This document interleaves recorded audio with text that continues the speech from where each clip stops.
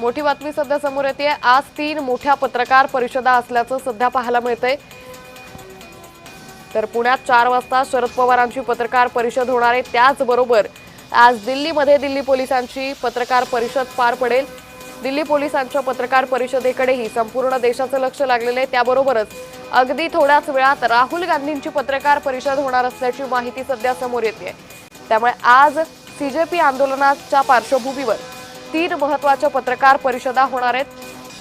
पुण्यात 4 वाजता शरद पवारांची पत्रकार परिषद होईल। नुकतीच सीजेपीच्या आंदोलनाच्या पार्श्वभूमीवर त्यांनी पंतप्रधान नरेंद्र मोदींची भेट घेतली होती। त्यानंतर शरद पवार माध्यमांसमोर आज काय बोलतात हे पाहणं महत्त्वाचं ठरेल।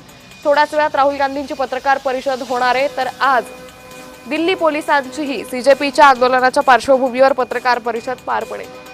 त्यामुळे आज ह्या 3 मोठ्या पत्रकार परिषदा होणार आहेत।